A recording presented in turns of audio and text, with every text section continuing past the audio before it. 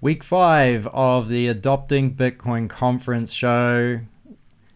News updates. Oh, news updates, yeah. Yeah. We're going to bring you 2 great speakers today. And a little overview of some of the features that are going to be present at the conference. Right. It's going to be good. Charlie Brown. Sharpshooter James. I came up with the names this week. I don't know what went through my head, but all part of the fun. Yeah, we're gonna roll with it. Yeah. But guys, welcome back this week. It is a special week because Bitcoin's price is gone down and it's gone up again. What an observation. Yeah, no, it was very still for a while.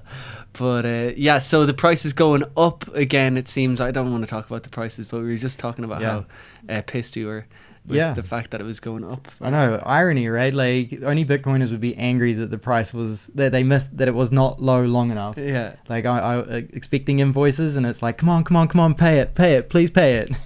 Yeah, and you really get a gauge of how important time is when you're dealing with Bitcoin. I find like pay on time, like whether it's the rent or whether it's your bill or whether that's, and like the opportunity cost is big. Hey, exactly. Yeah, I want more sats. Like the price dropped almost 20%. It's been crazy. What went down to less than 50 day? Yeah, it's anyway. So adopting Bitcoin, it means you're gonna have cheaper tickets, and if you haven't bought your tickets, you need to buy your tickets. Yeah, they're $300, but there's loads of coupon codes, including BTC Berlin. So you can use BTC Berlin and you get 10% off of the tickets. There's also the privileged access tickets as well. Mm-hmm. So if you're interested in a bespoke experience, you can purchase one of those privileged access tickets. That price is going to go up at the end of this month. Oh, really? And it's not by $50, but it's going to go up by $250. Okay. To $1,250. Oh, that's good. So this month is your month to buy your privileged access ticket if you're interested in that experience. It's a good idea to buy some of those premium tickets. I was looking at a retreat that's happening here in El Salvador, and I was looking, and the premium tickets had actually sold out ahead of time, and it's because they were actually a really good deal. Right. There you go, and it's limited edition. Are they limited? It's a good question. Well, yeah. I mean, the mezzanine only has so much space, so we are thinking of putting a cap of 60 because all of the speakers who go to Adopting Bitcoin, the speaker's ticket is the highest tiered ticket. The speaker's ticket gets everything that a privileged access ticket. All right. Yeah. That sounds good to me. Okay. So we're going to be limiting at around 70 tickets, but we haven't confirmed yet. Okay. And limited access, I guess exclusive access to the speakers who are up on the mezzanine. Yeah, exactly. And you get the speaker's dinner the day before as a privileged access holder. Plus, there's the film festival that's being organised. So can people who buy a normal ticket, can they get access to the film festival? Yes, but they'll have to pay, and it's chunky enough. Like, do you know what it's going to cost to pay to go to the film festival, or not yet? We haven't. Well, it's around $70 to $80. That's the. Does that come with food? Yeah. Yeah. Okay. Yeah. Now we're talking. Yeah. All right. But it's a premiere. Yeah, it's a premiere called Dirty Coin, which was premiered in Nashville as well. Dirty Coin. Yeah, it's just over an hour, and it's targeted towards policymakers and people who are making large decisions as to what they're going to do with their Bitcoin or with mining. Oh, wow. Yeah. Yeah, I got 3 letters for them. GFY. James's favourite letters. Yeah, I use them a lot. And when you live in El Salvador, the president is also using those to tell the rest of the world how he feels. Right, he is. And you really do feel that kind of, that aura in general. Like when things happen across the globe, you kind of shrug it off in a way. Yeah. It's like you feel slightly untouchable, which I don't know if it's naive or not, but that's the way I feel. Well, I don't know. I mean, today I just retweeted the leader of Bitcoin country, the first Bitcoin in the world to adopt Bitcoin and make it legal tender and buy 1 Bitcoin every day. Every single day. Yeah. How many countries, leaders around the world are buying 1 Bitcoin a day for their country treasury? And if you have any doubts, you can just check their wallet. Yeah. And it's on the mempool. Yeah. It's a nice step. It is. Step up. It's savvy. Right, I was just listening to Sailor and Odell talk at their fireside chat for Nashville, and I thought it was huge, right?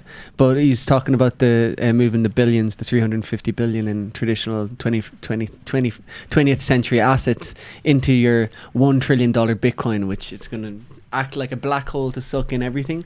But he was discussing how, I mean, this is really topical for adopting Bitcoin. This is really topical because medium of exchange is the main purpose to be able to demonstrate the medium of exchange function of Bitcoin. And people have been giving Michael Saylor a really hard time. Because he talks about being store of value. Right, and he dismisses the fact that it's a medium of exchange and says the issuing currencies of the central bank can take over the Bitcoin. And when we was talking about Odell, which is the one topic that he talked about at the end, Odell disagreed with him on that. And when Saylor discussed or backed up his point, it was all based on the fact that there's so much friction on moving Bitcoin around in the States. And the one example that Saylor used was El Salvador as the place with the highest frequency of Bitcoin across the globe. And when people think about that, think about frequencies, vibrations, and energy, like Tesla said originally, if Bitcoin can move at a high frequency here, the human beings around here will reach a high frequency. We're getting spiritual on you guys today. But we'll move on to the first speaker. Yeah, let's do the first speaker. Hit it, Joel. Thank you. All right, our first speaker, Deanna. She is a author, a teacher, and she's also a podcast host or a Twitter Spaces host, which is awesome. She's a very busy lady, and she, I believe, is going to be unveiling her new book. Yeah, Shells to Satoshis. We know Deanna. She lives down by the beach in El Zonte. She is a resident here in El Salvador. Yeah. She's moved over in the last year to the country, and she is a huge educator. She's big on homeschooling. She's extremely intelligent human being. I've learned a huge amount from Deanna, from her literature, from what she produces, and I'm really excited to have her there. Deanna is going to be taking over the Author's Corner. She's going to take responsibility with her husband, and the Author's Corner. We'll talk about that in a little bit.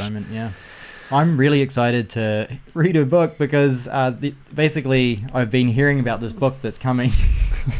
So I'm really excited for the unveiling.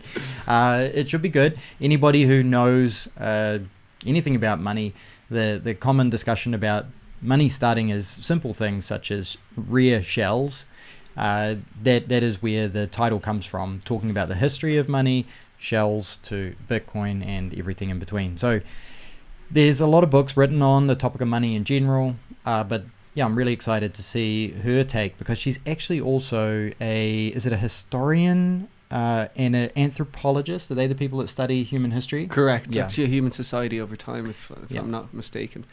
And so she's actually been on professional digs, which is pretty cool. Digs? Yeah, digs. Like you go and dig in the dirt to find like old human stuff. Oh, right. Yeah. Cool. Yeah. No, Deanna is an intellectual powerhouse, and I'm sure her insights will be very valuable. Yeah. So it's going to be a workshop, actually. Oh, really? That she's focusing on herself. Oh, so it's not a talk? So she's saying she can give a talk, but she's going to be focusing particularly on the workshop, which is brilliant. All right. So people can listen. She'll be able to unveil her knowledge there. Exciting. All right.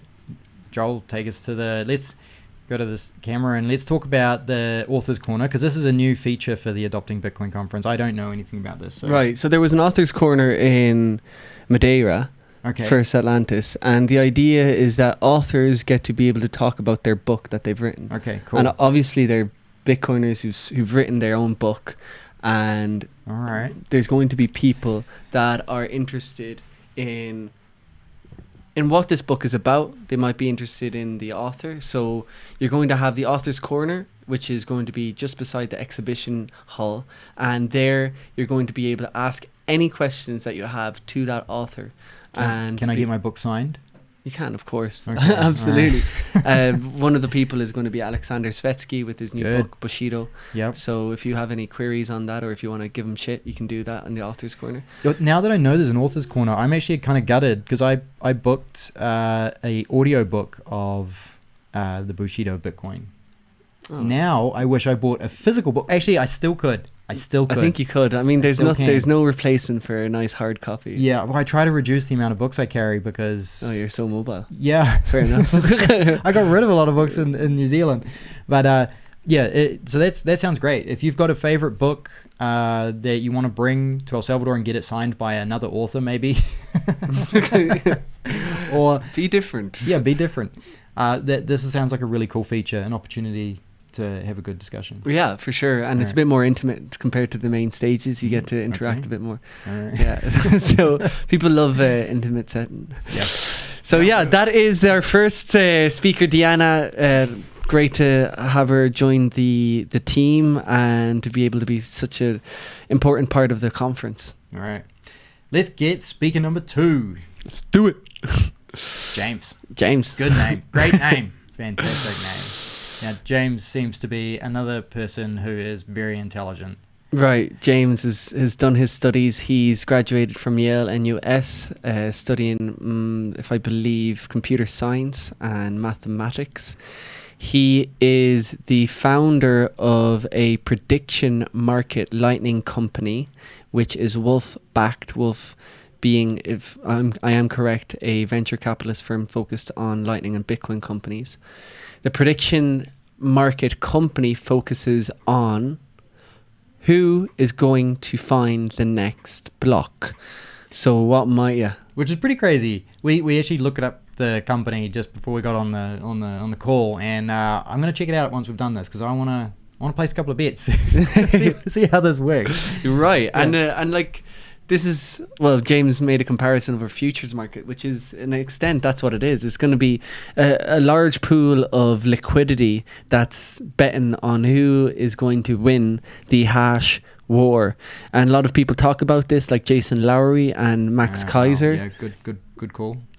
So a lot of these nations with are going to want to have monopolies over their energy production, like El Salvador, and they're going to want to acquire the hardest asset that has ever existed through the use of their energy and through their electricity. Bitcoin. And yeah, if you didn't know what we were talking about. But Bhutan has done it. Bhutan has been seeing that they've been mining Bitcoin for quite a while. Yeah. And I'm sure there are a lot of other countries that are doing it down low. Smart. So this prediction market, I feel like could be a huge part of this. We'll have a look at it. Just out of curiosity, is James doing a talk, a workshop? James is doing a talk, yeah. He's doing a talk? Yeah, he's doing a talk. All right. Add Deanna and James to your want to watch list, want to come and do a workshop list. We'll go back to the camera. One of the things that I really liked about the last conferences was that some of the workshops were really hands-on and really great. I did a bulk card, I did a seed signer, and I did I can't remember. I did a few other ones.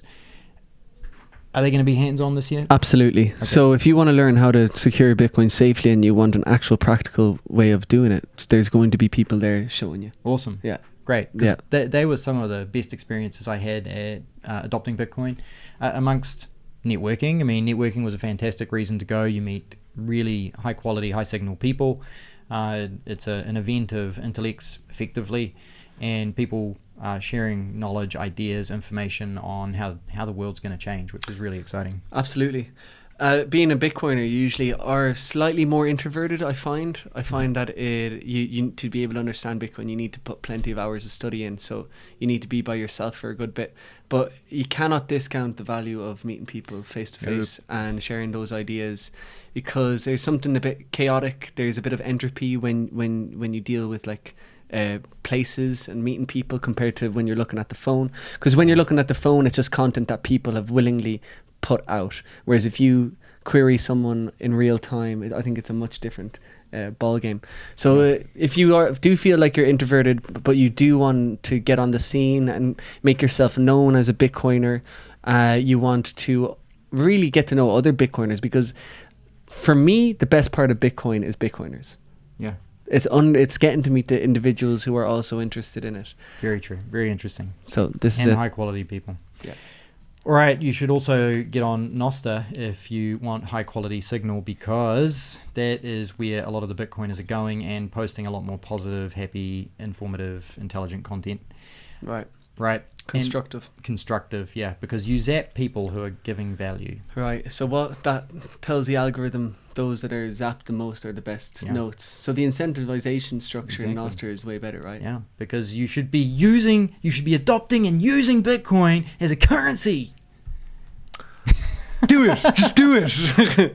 Well, it's probably going to rub a lot of people the wrong way, but that's okay. That's why you should come to adopting Bitcoin and see why using Bitcoin as a currency with the Lightning wallets is actually a thing. It's a great experience. We've been doing it here in El Salvador for over 2 years now. Basically living on a Bitcoin standard, more people coming every day to this country to join up and be part of this revolution. And build on it, right? Yeah, there's a whole monetary system. It's not just, it's a big deal, and it needs to start somewhere, and it's starting here. Yeah, it's already started. The party is on. Yeah, get involved. That's all I'm saying. Get involved. There's going to be cool activities. Obviously, we talked about the authors corner, but we're also lining up a nice poker tournament. So if you're interested in poker, just get ready. Get ready. Book your tickets. Get over. Yeah, you guys keep pulling little secrets out of the bag. That's why you should be subscribed to this channel and following us, because you never know when Charlie's going to drop a bomb like that. Yeah, I don't even know either. So doing it live. All right. So buy your tickets. Use the discount code. There it is in front of me right now, which is awesome. And we'll talk to you guys next week about 2 more speakers. Let's go. Thank you very much. Adios.